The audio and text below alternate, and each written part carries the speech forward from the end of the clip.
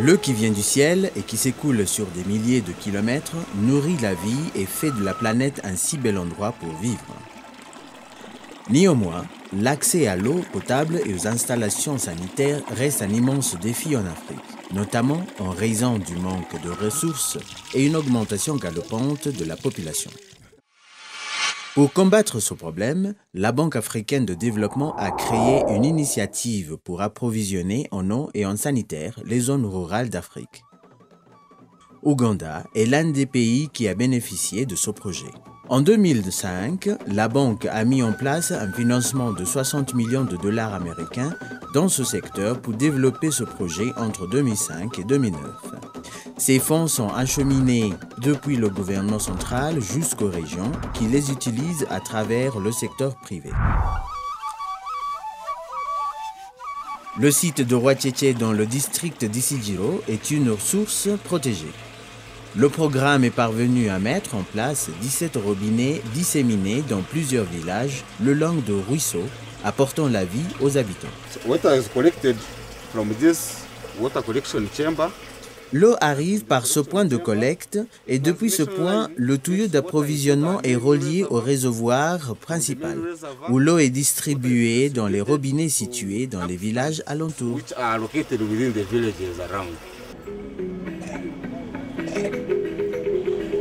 La ville de Rutshuru dans l'ouest de l'Ouganda contient environ 2000 habitants. La population a augmenté depuis que l'accès à l'eau a été installé.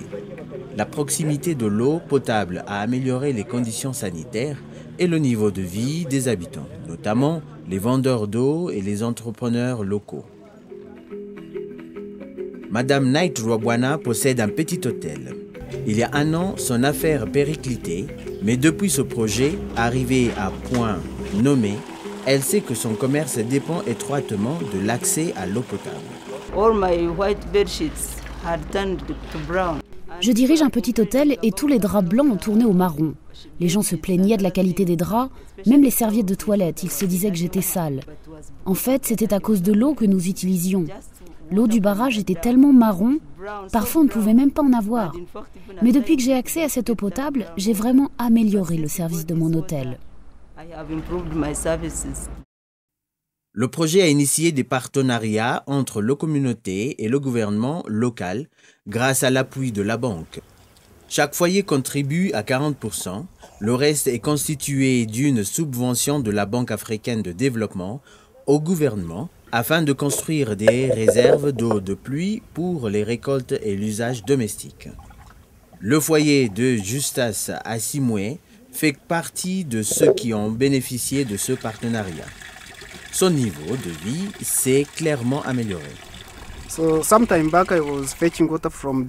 Avant, je devais puiser de l'eau dans les puits, mais cette eau n'était pas propre et servait au bétail. J'apprécie ce que le gouvernement a fait pour construire ces tanks. Ça me donne beaucoup moins de travail.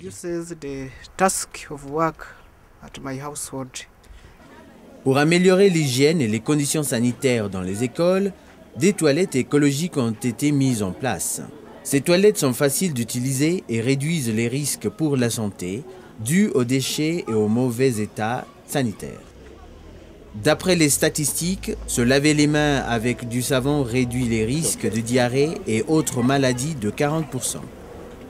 Dans cette école, l'habitude a désormais été prise de se laver les mains pour réduire les maladies associées au manque d'hygiène.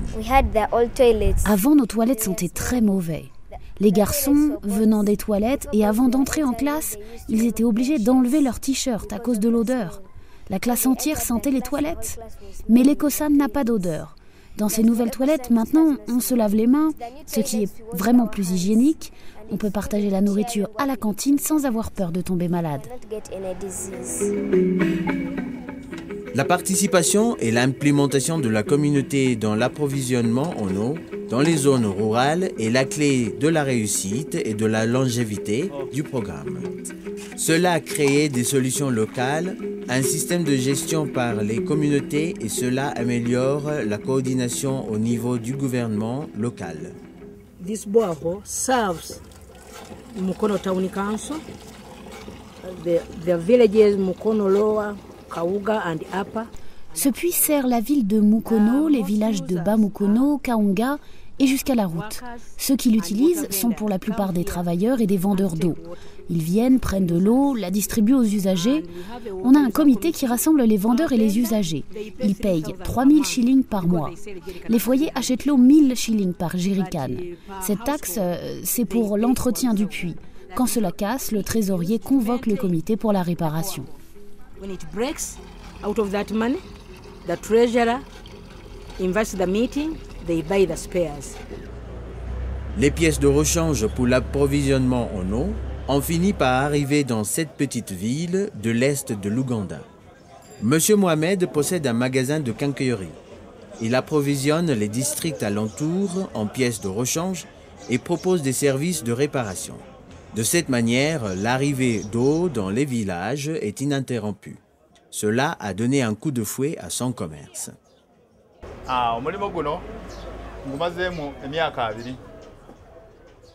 J'ai ce commerce depuis 20 ans.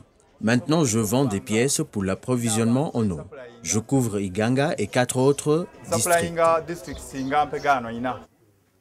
L'amélioration de l'hygiène et des conditions sanitaires trouve leur origine ici, dans le district de Karilo. L'idée de départ était de promouvoir les pratiques hygiéniques dans les foyers, en encourageant les communautés à construire des installations sanitaires et garder l'environnement sain. Godfrey Sabaïdou nous montre fièrement les changements dans sa maison. J'ai mon grenier pour garder la nourriture.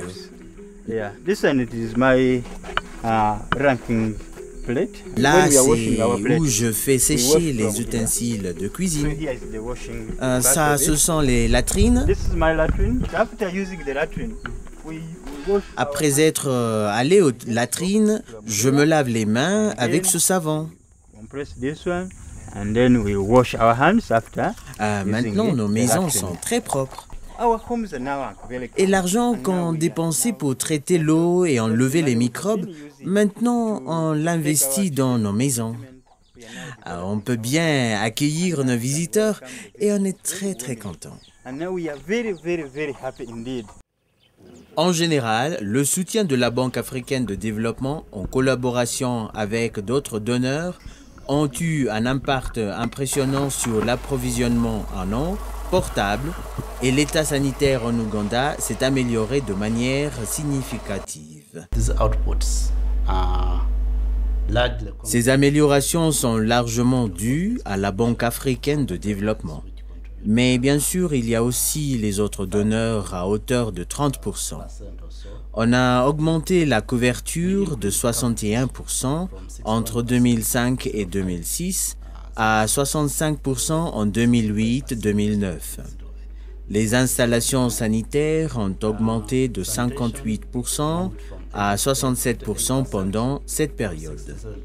Le nombre de personnes qui en profitent sont en nombre de 2,4 millions. Honorable Maria Mutagamba, la ministre des Eaux et de l'Environnement, reconnaît que la Banque africaine de développement est un des partenaires clés pour le développement de ce secteur.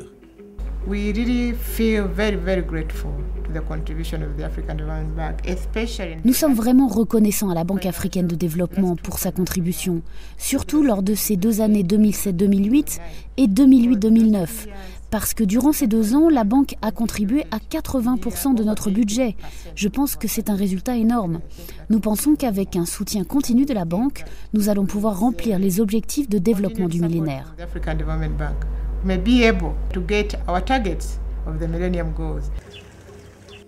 Malgré ces réussites dans les zones rurales de l'Ouganda, il reste des défis à relever. La réponse de la Banque africaine de développement pour remplir les objectifs du millénaire et la vision africaine de l'eau vise à accélérer l'accès à l'eau potable et aux installations sanitaires dans l'Afrique rurale.